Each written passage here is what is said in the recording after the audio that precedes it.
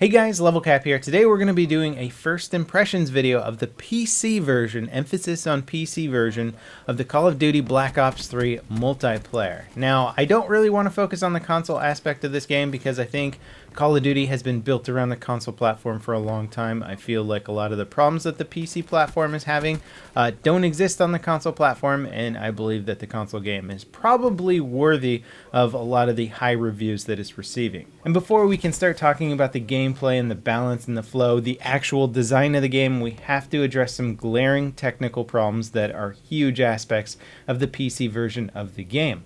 Now, these problems have been around since the beta. They basically haven't really changed since the beta. I made an entire video talking about these problems, and I got a lot of shit because people were saying I was being too hard on the game because it was in beta form. However, none of the problems that I had issues with were fixed in the final release. What are these problems? Well, you're probably going to have some massive frame rate issues, some stuttering, some input lag, some things that you have no idea what's going on. Luckily, the online community has come up with a bunch of band-aid fixes for these issues that can get your game into a mostly playable state. Let's go over some of these basic issues right now. First, you got to go into your graphics section in the Black Ops 3 menu, and what I've done is I've set my render resolution to 90%. Now, I find playing at 1080p is much better than 1440p. I haven't been able to play at 1440p consistently. It's just been having huge issues. And the next most important thing is you want to set your frames per second. You want to max that out at a number that you can achieve all the time. You don't want to pick like 100 frames per second if you're kind of jumping between 70 and 100. You want to max your frames out at 70 then, and that'll give you a much more consistent playing experience. Otherwise, your mouse input, your sensitivity, just something going on with the screen, jittery effects are going to absolutely ruin the experience for you. Now, unfortunately, this fix here isn't going to fix the problems of people just simply not being able to launch the game, having the game continuously crash. There's more threads on that talking about using different CPU cores and allocating different amounts of video RAM and just all these other weird fixes. But hopefully you're just having the input issues and the frame rate lag issues. If you have a monitor with a refresh rate of 60 Hertz, which is probably most people, I would set your max frame rate to something like 58 frames per second. People were saying that if you have your refresh rate at the same thing as your monitor's refresh rate, it lags and gives you terrible jittery effects. So basically, most of these fixes should get the game feeling about 90%. It's still not 100% for me. I still feel like my input sensitivity and stuff is not perfect. I feel like it fluctuates ever so slightly. It certainly doesn't compare to games that have great mouse input, like playing the Overwatch beta. The mouse feels great in that game. Then you can play this and everything feels a little bit off.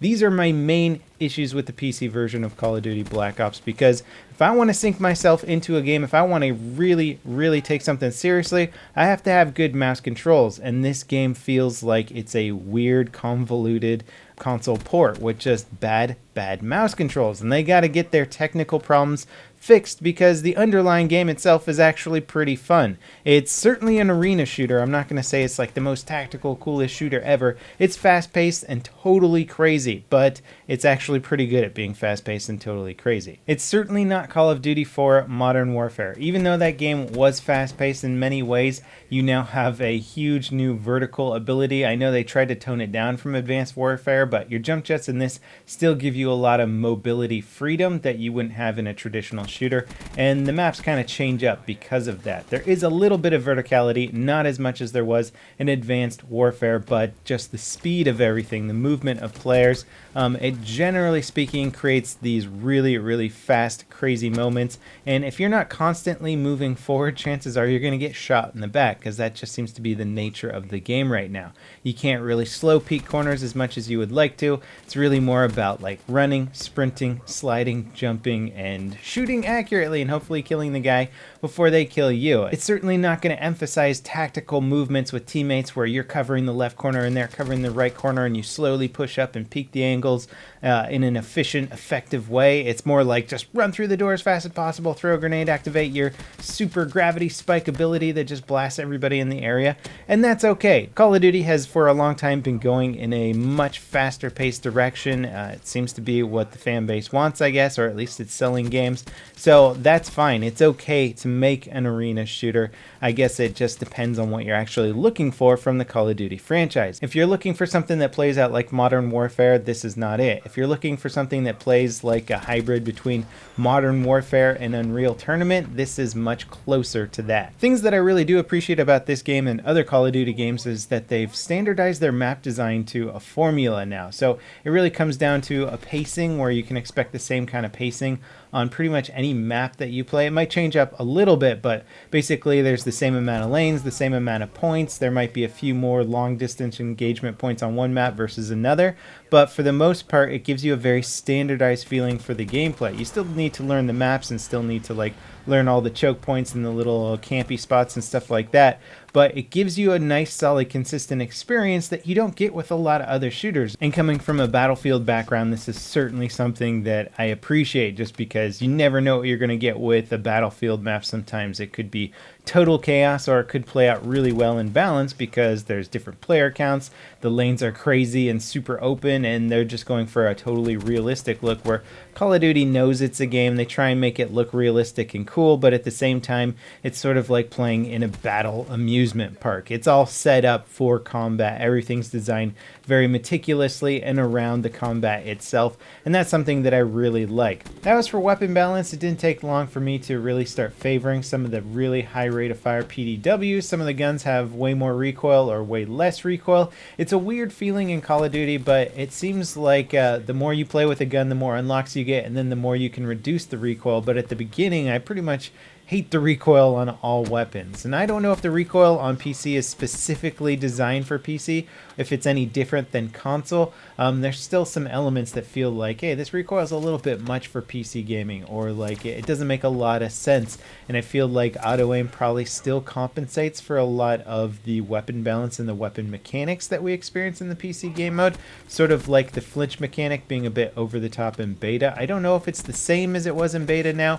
It is a bit distracting mid firefight, and I know that the auto aim on console definitely helps compensate for that a bit. Now I'm going to be playing multiplayer a bit more and be able to give you a more informed review when it comes to weapon balance and gameplay mechanics and all that kind of stuff. You know, are some of the abilities overpowered? Are some of the weapons overpowered? Are kill streaks ruining the game? You know, that kind of stuff. I'll be able to get into the nitty-gritty a bit more.